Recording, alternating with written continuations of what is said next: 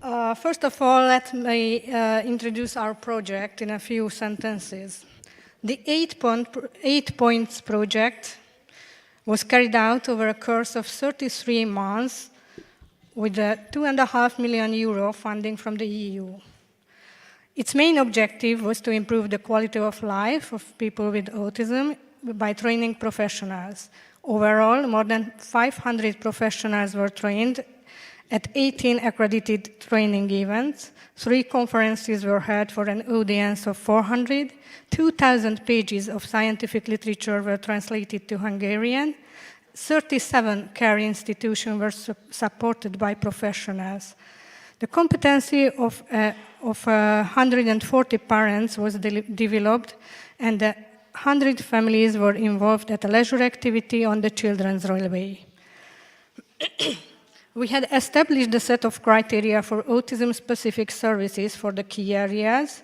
We established an autism information website and a coordination center. The conference that ends our project in October has 2 guest lecturers, Mitzi Waltz and Ari Neiman, who will talk about the medical and social history and self-advocacy in autism. From November, a smaller program office will supervise and maintain the achievements of the project. The general public approaches autism in a normative way. Autism is considered a deviance, an abnormality. It considers people with autism as objects to be improved, corrected, and rehabilitated. It was a long journey that eventually led the parents' autistic self-advocacy. Mitzi Waltz wrote in her book that soon be available in Hungarian as well. At the first time, the medical model was dominant, which focused on the impairment of the individual based on a medical, diagnostic, therapeutical approach, and described the individual by focusing on the facts and deficits. Later, the social model analyzed the social interaction of the individual. It stated that disability becomes an impairment if the individual doesn't get appropriate support on his or her social interactions, and the society fails to make the necessary adjustments. The framework of the social model is defined by the combination of individual and the social situation of that individual. The multitude of different types of support meet the need of the individual has played a key role for the people with autism, not their physician or therapist. We are making advances in the direction of self-advocacy. Thanks to the 40-year-old parents' advocacy groups, the narrative of parents emerged and no longer be ignored by professionals. A similar milestone was the beginning of the self-advocacy in autism because their own narratives. The emergence of their own narratives formed the new unique autistic culture that clearly posed the threat. As early as the late 80s, the internet became available to the general public in the US, and those affected started communicating with each other. This has had an explosive impact of the self-advocacy activities of autistic people. Communicating by computers is effective among autistic people because messages are written, not spoken, and one spends as much time for decoding and expressing these messages as necessary. The largest and most well-known online sites soon connected thousands of members. The first autobiography was published in 1992 by the Australian Donna Williams under the title Nobody Nowhere. In the very same year, Donna Williams, Jim Sinclair, and Cassie Grant founded the first organization in the world run by and for autistic people, the Autistic Network International. Sinclair's article appeared in their printed paper, Our Voice, under the title Don't Mourn for Us. He voiced the new opinion, which clearly opposed the notion of curing autistic people, and for many autistic adults, this was the starting point of self-advocacy and remains the point of reference even today. Sinclair felt that parent groups prefer to have in a group a single passive member with autism, using that person as a curiosity or as a source of interesting information. However, the appearance of autistic groups that represents their own goals was clearly considered a threat. At the beginning of the 90s, when autistic people started checking into parent mailing lists and became frequent visitors at parent conferences, they were not enormously welcomed. The opinion of people affected as opposed that of parents and professionals stressed less normative approaches. Lawrence Arnold became the first adult curator with autism of National Autistic Society in 2003 in the UK. Like many other adults with high-functioning autism, he only got his diagnosis when he was middle-aged. He had cared for his physically disabled mother for many years, who had been an active member of a local movement for the rights of people with disabilities in Coventry. The social model was at hand when he had to tackle his diagnosis on his own when his mother passed away. Therefore, he didn't consider his disability an inherent flaw, but the limitation of external systems. Arnold stated that this gave him an advantage over other autistic self-advocates who failed to cooperate with other disabled people. Tokenism must be avoided. Symbolic acceptance is not efficient, like thinking of inclusion by having a quota of a single autistic person in a group, and has no impact for the outcome. The theory of neurodiversity states that society must accept plurality, including autistic people, irrespective of the fact where they are on the spectrum. Neurodiversity is an approach that states that people with learning difficulties and disabilities have a brain functioning that differs from that neurotypical people, and this must be considered a natural variation of the human genome. And it must be considered the similar social category as gender, nationality, sexual orientation, or other disabilities. The support system must be established that doesn't normalize but offers support to the inclusion of neurodivergent people. Jim Sinclair mentioned in his speech in 1993 that many parents considered it the most traumatic moment of their lives when their children are diagnosed with autism. He asked parents to take on the perspective of the autistic person instead of greeting. Non-autistic people consider autism as a tragedy. And as their children grow older, then disappointment and grief grows larger and larger. But this grief doesn't stem from the child autism in itself. It is grief over the loss of the normal NT-child the parents had hoped and expected to have. Autism is a way of being. It is not possible to separate the autism from the person. And if it were possible, the person you had left would not be the same person you started with.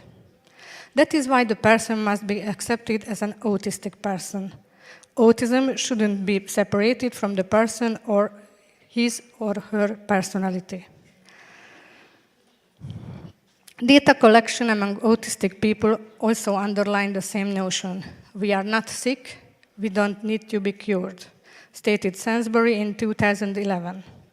Neurodiversity doesn't oppose therapy and education as long as it aims to improve the quality of life and not trying to get rid of non-normative differences.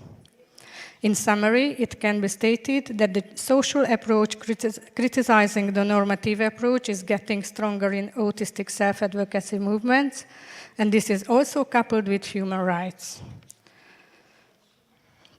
There is a small but loud national organization in the United States called the Autistic Self-Advocacy Network, funded by Ari Neiman in 2006, who, other than being the president of the organization, is currently a member of the National Council of Disability in the United States.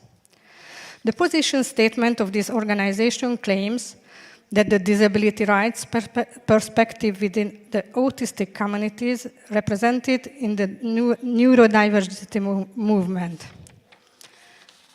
Our goal is full participation and full representation. If anyone expresses guidelines on or about autism, wants to research autism, wants to organize services or programs, autistic people must be present, not just as a quota, but in the former real representation and must have real influence served in the outcomes. Several young adults, autistic groups have appeared in Hungary as well, who made useful social media to find their peers, driven by the need to share personal experiences, occasionally with the need to take a common stance. An early example of that happened of the walk for autistic people, where two young ladies with Asperger's syndrome took on stage for the first time in their life in front of the audience of several hundred people, accepting their identity to commemorate their recently deceased friend.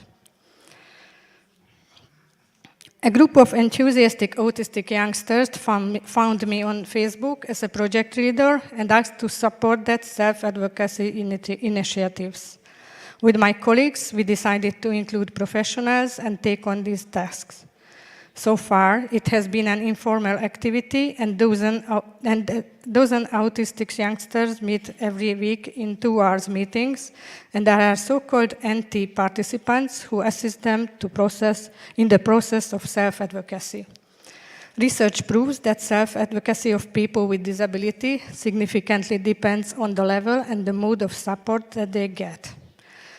Only support based on the abilities of people with disabilities can be successful, and that respects their will. Support as a framework, as accessibility, but does not impose limitation on people affected.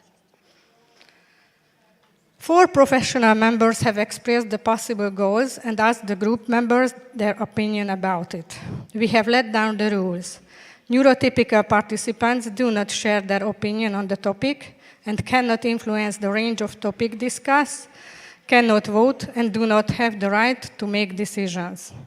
The method and speed of the recruitment, regulating membership, the values and goals of the group, action plans, decisions on the formal organization, that is pretty much everything is within the competence of autistic members.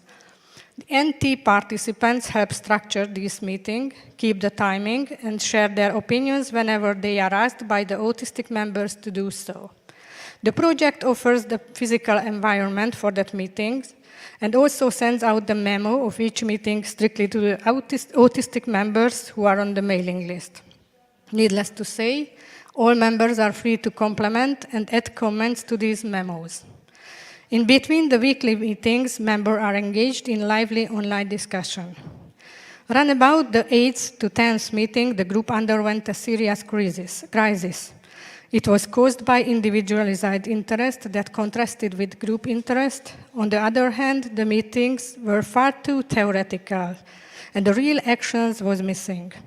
As a result of the crisis, the group spontaneously transformed, several members quit, and other members joined.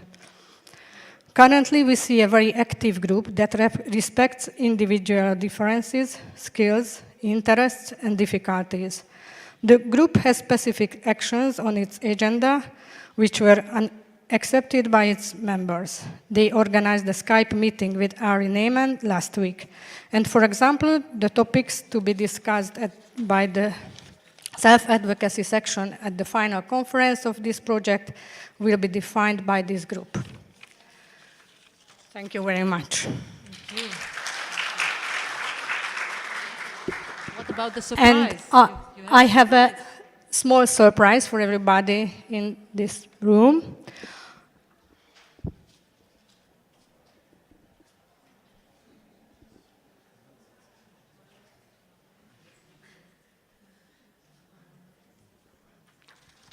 We have 3 colored cards: the red, the yellow, and the green. And we have a rule how to use it. This is a color communication badges. You can use it not in this, but the traditional name badge, or yeah, is it? Yeah. If you use the green, it means I have trouble initiating conversations, but I want to be approached by people who are interested in talking. The yellow, I only want to talk to people I recognize, not to strangers or people I only know from internet. If I approach you, you are welcome to talk back to me. But unless you have already met me face to face, you should not approach me to talk. And the red badge, I don't want to talk anyone. Or I only want to talk people I choose to approach. If I approach you, you are welcome to talk back. So please use it, but not in this conference. Thank you And you so can much. take one.